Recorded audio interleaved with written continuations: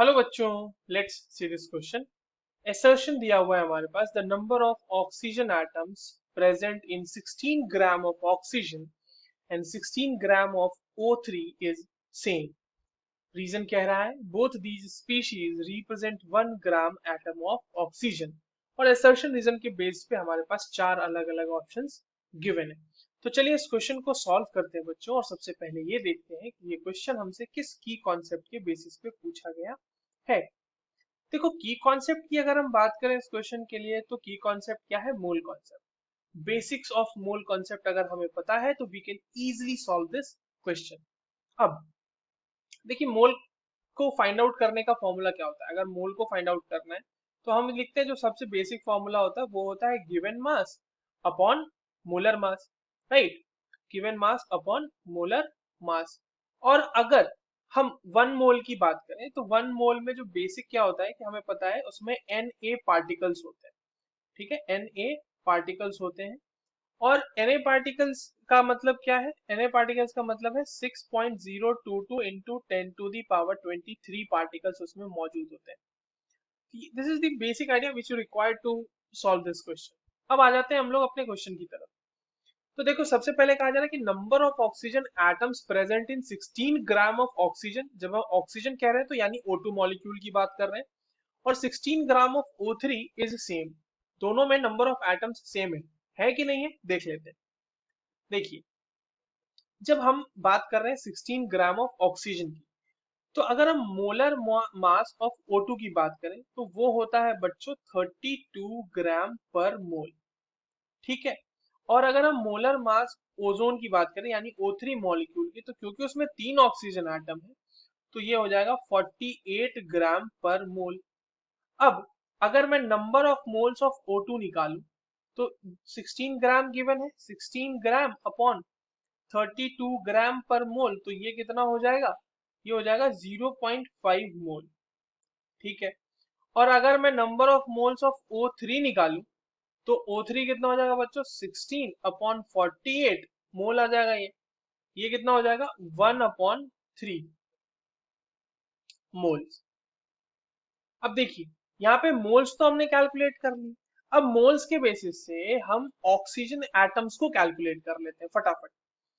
तो अच्छा, एक चीज देख लीजिएगा कि मैं मोल्स जब लिख रहा हूँ तो इसका मतलब वो ग्राम एटम्स भी है। ठीक है। ग्राम एटम ये O2 का निकला है और ये O3 का निकला है। नाउ अब हम लोग इसमें ऑक्सीजन एटम को कैलकुलेट करते हैं। तो अगर O2 की बात करते हैं पहले, O2 के लिए एक मॉलिक्यूल एक मॉलिक्यूल O2 में कितने एटम होते हैं? दो ऑक्सीजन होते हैं। दो ऑक्सीजन एटम होते हैं। हमारे पास कितने हैं ये देखना है। तो हमारे पास 0.5 मोल O2 है। 0.5 मोल O2 का क्या मतलब हुआ? 0.5 मोल O2 का मतलब हुआ 0.5 into Na molecules of O2।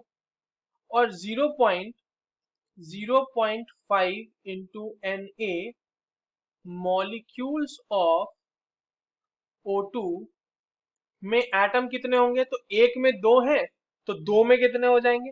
Sorry, एक मॉलिक्यूल में दो हैं तो इतने मॉलिक्यूल में कितने हो जाएंगे? दो से मल्टीप्लाई कर देते हैं। 2 into 0.5 into Na oxygen atoms. Oxygen atoms ये कितने हो गए? Na oxygen atoms. Na oxygen atoms है ना। 0.5 इंटू 2 इज इक्वल टू 1 हो जाएगा, तो Na ऑक्सीजन एटम्स। देखो, इसी को हम 1 ग्राम ऑक्सीजन एटम भी कह सकते हैं। 1 ग्राम ऑक्सीजन एटम।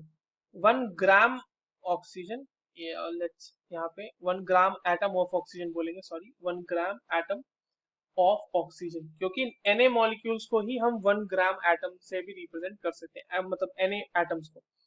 तो ये हो गया। अब हमारे पास O3 है। O3 के लिए देखते हैं।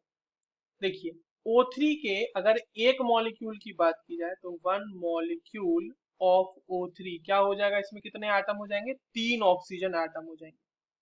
हमारे पास 1/3 मोल है, मोल्स ऑफ O3 है। इसका मतलब इसमें 1/3 into Na molecules of O3 होगा। और अगर 1/3 Na मॉलिक्यूल्स की बात की जाए तो उसमें 3 इंटू 1/3 Na ऑक्सीजन एटम्स होंगे। तो ये भी यहां से आ जाता है Na ऑक्सीजन एटम्स। तो हम देख पा रहे हैं कि दोनों में ऑक्सीजन एटम्स बराबर है। And this is again also, ये भी इसका क्या कहलाएगा, 1 gram atom of oxygen, 1 gram atom of oxygen, right. तो this one, so we found कि दोनों में O2 और O3 में number of oxygen atoms same है। तो यहाँ पे देख लेते हैं, असर्शन रीजन पे आते हैं थोड़ा सा। तो हमारा असर्शन तो करेक्ट है, दोनों में number of oxygen atom same है। और जो हमारा रीजन है कि both these species represents 1 gram atom of oxygen, this is also correct. And this is the correct explanation for the assertion given. So the correct answer will be option 1. I hope you understood this well. All the very best.